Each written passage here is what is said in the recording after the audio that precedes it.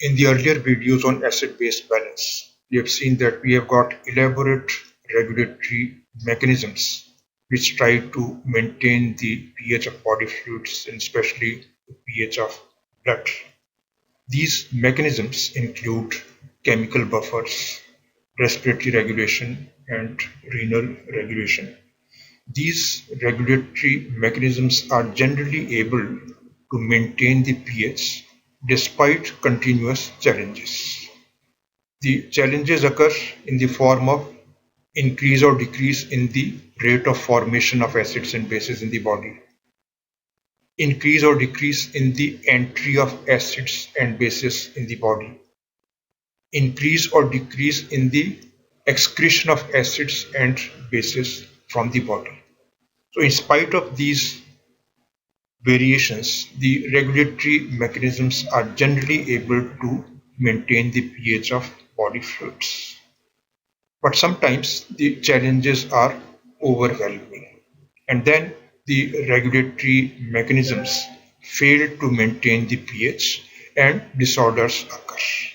These disorders are acidosis or alkalosis.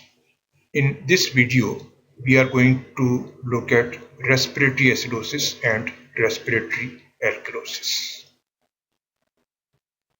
The disorders of acid-base balance occur when the regulatory mechanisms fail to maintain the pH. The pH of blood changes. The major defense against a change in pH of blood is bicarbonate carbonic acid buffer. As long as the ratio of bicarbonate to carbonic acid in blood is 20:1, the pH will be maintained at 7.4.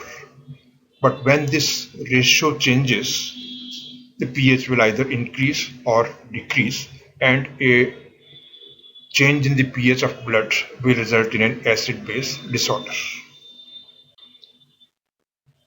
The disorders of acid-base balance can be broadly divided into acidosis and alkalosis. Acidosis means a decrease in the pH of blood. The pH doesn't become acidic, but it becomes less than the normal pH. We have seen that the normal pH of blood is 7.35 to 7.45. So a decrease in pH of blood is known as acidosis. And alkalosis is an increase in the pH of blood. That is, the pH of blood becomes higher than normal. Acidosis can be either respiratory acidosis or metabolic acidosis. Similarly, alkalosis can be respiratory alkalosis or metabolic alkalosis. The change in pH of blood can be either because of a change in the carbonic acid concentration, or it can be because of a change in the bicarbonate concentration. When there is a change in the carbonic acid and this causes a change in pH of blood, the disorder is known as respiratory acidosis or respiratory alkalosis. So when there is a decrease in pH, decrease below the normal range, because of an increase in carbonic acid concentration, it is known as respiratory acidosis.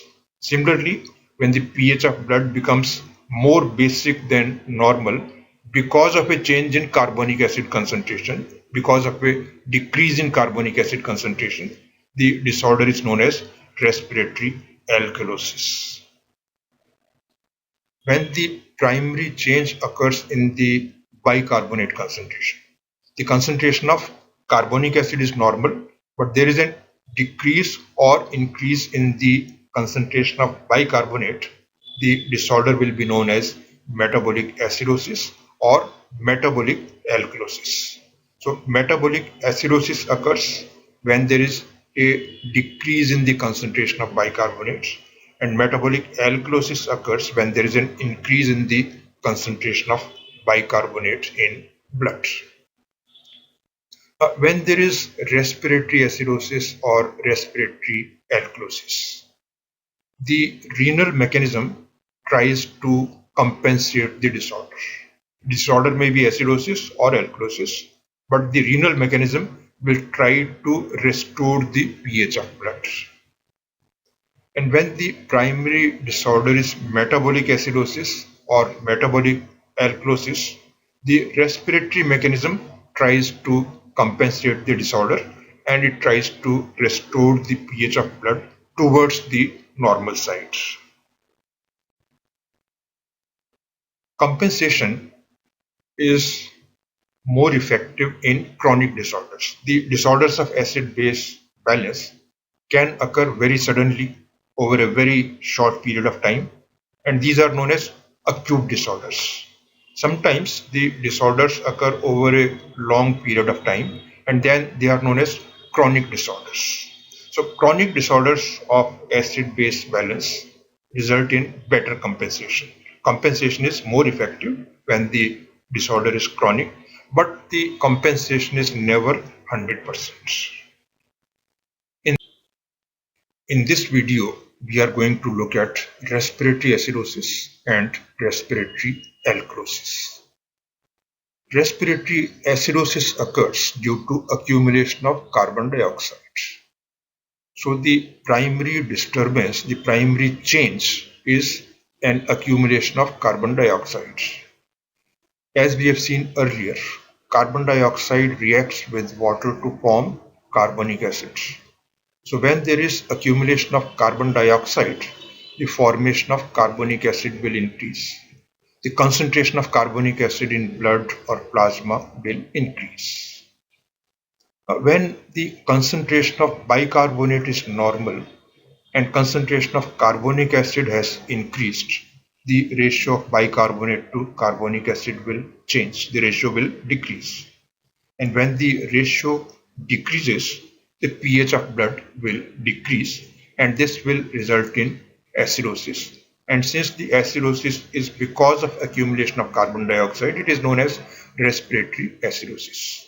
So, respiratory acidosis occurs because of accumulation of carbon dioxide, which increases the concentration of carbonic acids, and this increase disturbs the ratio of bicarbonate to carbonic acids. Accumulation of carbon dioxide is generally because of hypoventilation. The rate of ventilation decreases. This results in decreased elimination of carbon dioxide. And when elimination of carbon dioxide decreases, carbon dioxide will accumulate in blood, leading to increased formation of carbonic acid. Less commonly, accumulation of carbon dioxide can be because of inspiring air having high carbon dioxide content, but this is not very common. More commonly, accumulation is because of hypoventilation. Respiratory acidosis can be acute or chronic. It can develop suddenly over a very short period of time, or it can occur slowly over a long period of time. So when the disorder occurs quickly over a short period of time, it is known as acute respiratory acidosis. And when the disorder occurs slowly over a long period of time, it is known as chronic respiratory acidosis. Acute respiratory acidosis can occur in a number of conditions. It can be because of collapse of lungs. So, elimination of carbon dioxide decreases. It can be because of pneumothorax, accumulation of air in the pleural cavity. It can be because of hemothorax, that is accumulation of blood in the pleural cavity. It can be because of a head injury that depresses the respiratory center. So because of depression of respiratory center, the rate and depth of ventilation decreases.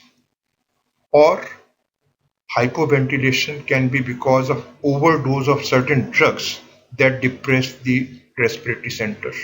These drugs include general anesthetics, opiates, alcohol, and some sedatives. So these drugs depress the respiratory center, resulting in hypoventilation.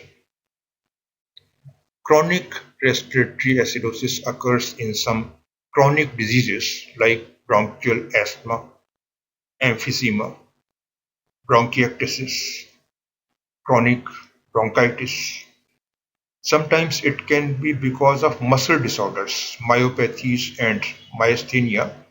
The respiratory or the ventilatory muscles become weak, and this results in hypoventilation. Sometimes it can be due to intracranial tumors that press upon the respiratory center. When the disorder begins, that is respiratory acidosis, as we have seen, the primary disturbance is accumulation of carbon dioxide.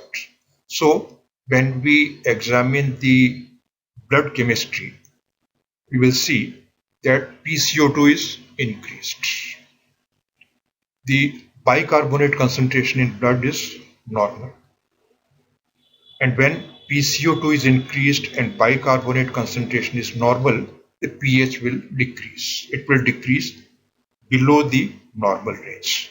So these are the changes which we find at the beginning of respiratory acidosis in blood chemistry. A rise in PCO2, normal concentration of bicarbonate in blood, and a decrease in pH of blood. When the disorder begins, that is respiratory acidosis begins, the renal mechanism tries to compensate it. It tries to compensate respiratory acidosis. We have seen earlier that the renal regulation of acid-base balance involves excretion of hydrogen ions in urine. The renal tubular cells excrete hydrogen ions in urine, and at the same time they return bicarbonate to blood. When respiratory acidosis occurs, the pH of blood changes towards acidic side. The renal mechanism excretes more hydrogen ions in urine. It tries to get rid of the hydrogen ions that have accumulated in the body. And at the same time, it also increases the return of bicarbonate to blood. So the primary change was an increase in the concentration of carbonic acids. Because of renal compensation, the concentration of bicarbonate in blood increases. So the ratio of bicarbonate to carbonic acid will return towards normal.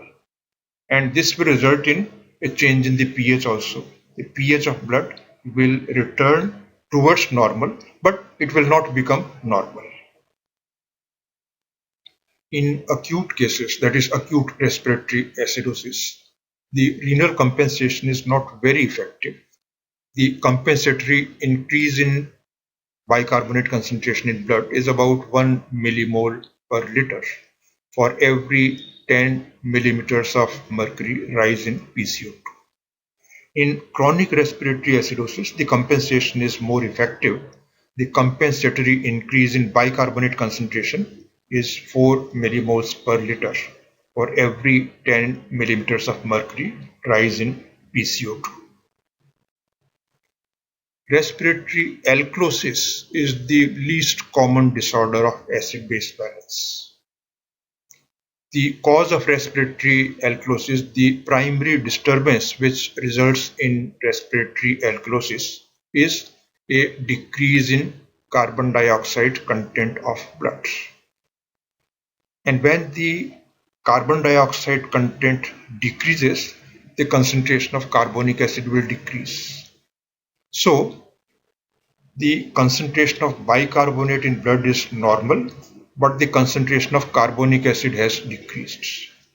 And this will result in a rise in pH. The pH of blood will rise above the normal range, so alkalosis will occur.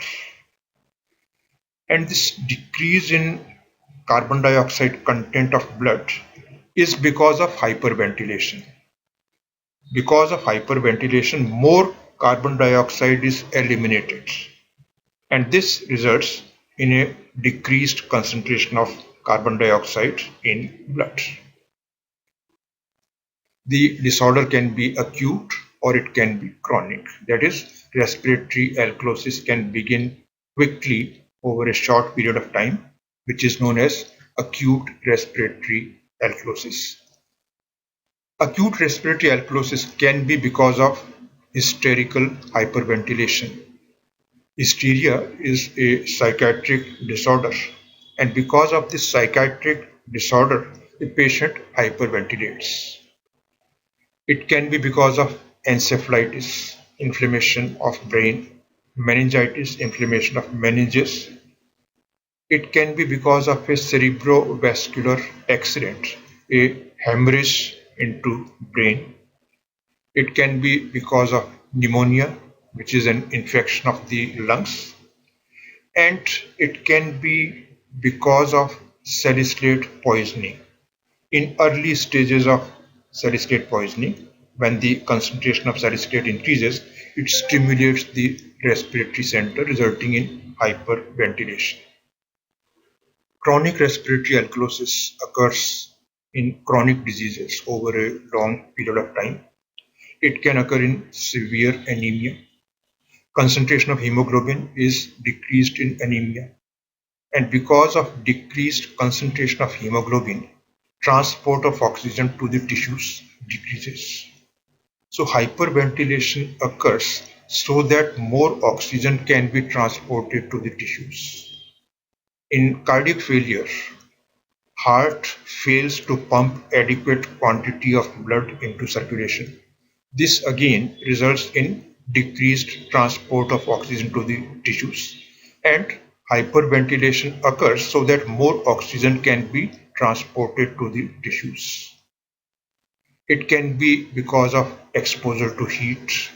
Sometimes it can be due to overuse of mechanical ventilators. When a patient is put on ventilator, if we overuse the ventilator, it can result in hyperventilation, increased elimination of carbon dioxide. When respiratory alkalosis begins, the changes in blood chemistry that we find are: number one, PCO2 is decreased. The primary disturbance is increased elimination of carbon dioxide. So PCO2 is decreased. The concentration of bicarbonate in blood is normal. When PCO2 decreases and bicarbonate is normal, the pH will increase. So the changes that we find in blood chemistry are a rise in PCO2, a rise in pH, and normal bicarbonate concentration in blood. When respiratory alkalosis occurs, the renal mechanism will try to compensate it. The renal compensation will be by way of decreasing the excretion of hydrogen ions in urine. So renal tubules will excrete a smaller amount of hydrogen ions in urine, and they will also return less bicarbonate to blood. So when the return of bicarbonate to blood decreases, the bicarbonate concentration will decrease. So the primary disturbance was a decrease in carbonic acid content. Now, because of compensation, bicarbonate concentration will also decrease. So the ratio of bicarbonate to carbonic acid will return towards normal. The pH also will return towards normal, but it will not become completely normal. Compensation is more effective in chronic cases than in acute cases. In acute respiratory alkalosis, the compensatory decrease in bicarbonate is about 2 millimoles per liter for every 10 millimeters of mercury decrease in PCO2. In chronic cases, in chronic respiratory alkalosis, the compensatory decrease in bicarbonate is about 4 millimoles per liter for every 10 millimeters of mercury decrease in PCO2. In the next video, we will look at metabolic acidosis and metabolic alkalosis. Thank you.